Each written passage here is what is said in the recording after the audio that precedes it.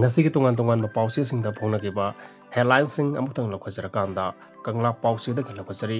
lei hidraba cabin crew ngan thoi sharma gi haksang masa khangdok na ba ma ki masina DNA test ki damakta ahmedabad ta chatkre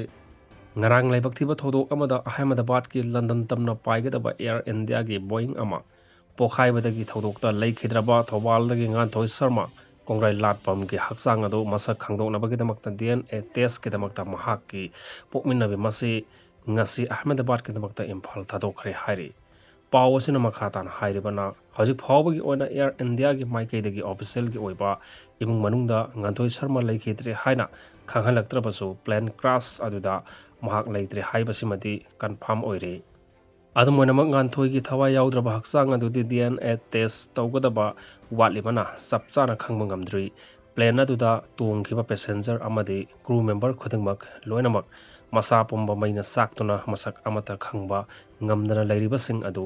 masak khangdoknabagidamakta hojik DNA test tobagi thabak yamna kanna chathari postmortem room adugi in charge oina puriba Gujarat police ki inspector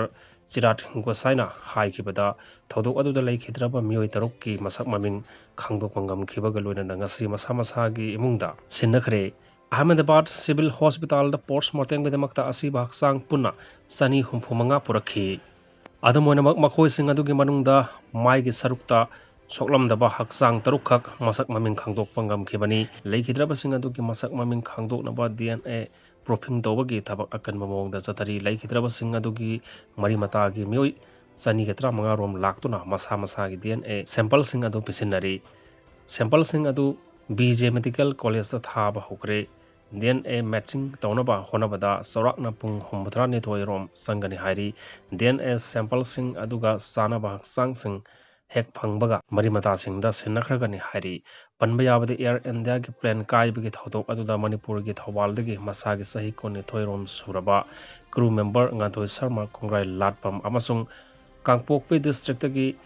lalung then singsan sahi koni pan laikhidabani leikidrabi air india ki cabin crew nganthoi sharma masin manau ahumgi manungda mahakna yaimani imphal dm college da ahanba semester exam piramlaga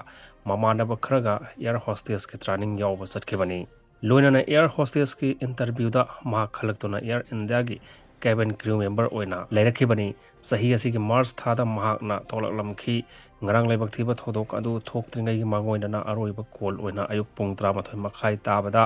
mahak ki masida mahak london tamna pairagani hairi numit kharani di kol toba phanglaroi jun 15 da halaklaga amuk hanna paw phawna se haina phondoklamkhi hairiba kol asina mahak ki aroiba kol oikhre haina leikhidrebagi apokpa Nandesh Kumar Sharma na yamna ningamdana press ta phondokhi Makhataba pauda Surachanpur amasung Mizoram ga phaunariba Guite Road semba loisindabana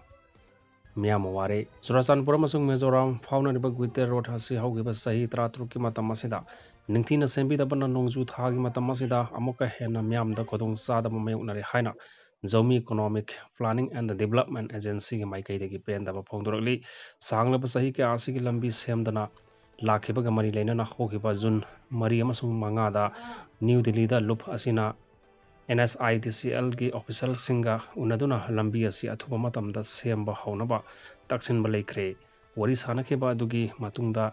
NSIDCL ki maikaidagi lambi asi semnaba Madhya Pradesh ki Bhopal da based oba AK Sibare Infrastructures Private Limited koba anoba agency ama appoint tawre haibagi pawdi leire adubo hojik fawba lambi asi semba hobagi thabakti haudri hairaduna athuba matamda lambi asi semnaba mari lenaba singda taksilakli wung tangkol region da popi thaba thingkre